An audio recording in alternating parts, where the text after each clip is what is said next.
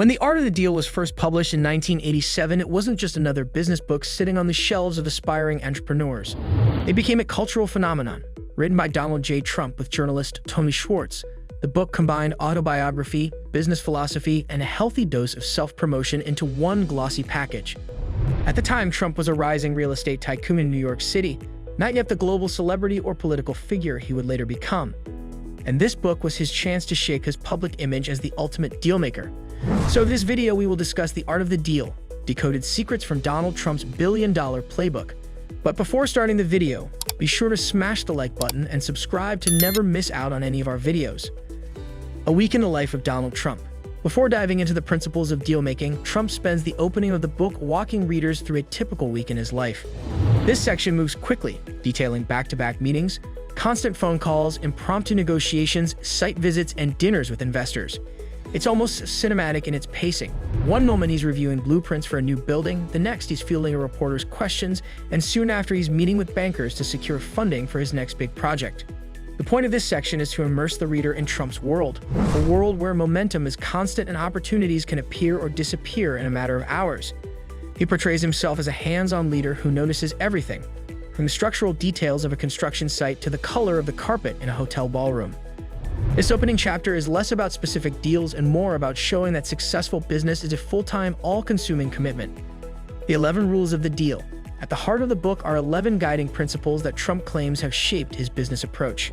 Each one is explained through stories from his own career, illustrating how theory meets practice in the high-stakes world of real estate. 1. Think big.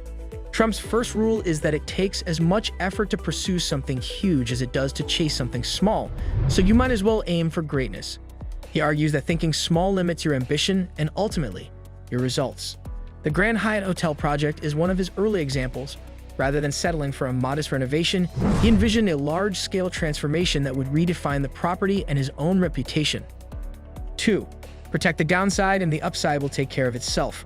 Risk is inevitable in business, but Trump insists it should be calculated. He focuses on structuring deals so that even if things go wrong, the damage is limited. This means having contractual clauses, alternative partners, or backup plans in place. In many of his ventures, he made sure that if the market shifted, he wouldn't be left exposed to catastrophic losses. 3. Maximize your options. Trump believes in flexibility above all. He never locks himself into a single course of action, and there's a way to keep multiple doors open. This might mean securing rights to more than one development plan or negotiating alternative financing structures so he can pivot when necessary. 4. Know your market. To Trump, research is non-negotiable.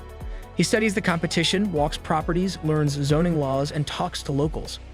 Only by understanding the landscape, both literally and figuratively, can you spot undervalued opportunities or anticipate problems before they appear. 5. Use your leverage. Leverage in Trump's world often comes down to perception. If the other party believes you have more power, resources, or alternatives than you actually do, you've already tilted the deal in your favor. In practice, he uses timing, publicity, and negotiation tactics to make his position stronger. 6. Enhance your location. Trump doesn't accept the idea that location value is fixed. Even a less than ideal location can be transformed through design, branding, and strategic positioning. He talks about projects where he elevated an area's profile simply by attaching his name and creating an aura of exclusivity. 7. Get the word out. Publicity for Trump is not a side effect, it's part of the strategy. He cultivated media attention as aggressively as he pursued funding. Press coverage builds buzz, attracts investors, and reinforces his brand image. 8. Fight back. Trump has no interest in being passive when challenged. Whether it's criticism from the press, competition from rivals, or pushback from officials, he believes in responding with equal or greater force. 9. Deliver the goods.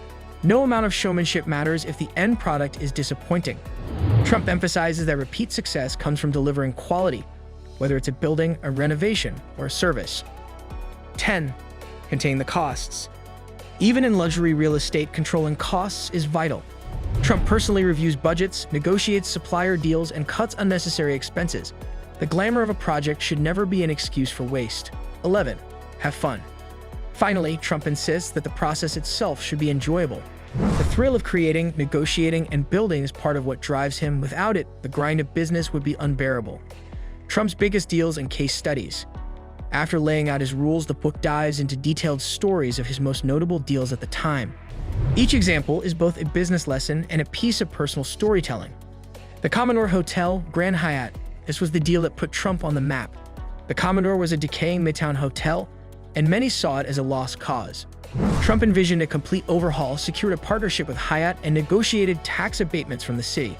The result was a revitalized property that became a financial and reputational win. Trump Tower. Possibly his most famous building, Trump Tower wasn't just a skyscraper. It was a statement.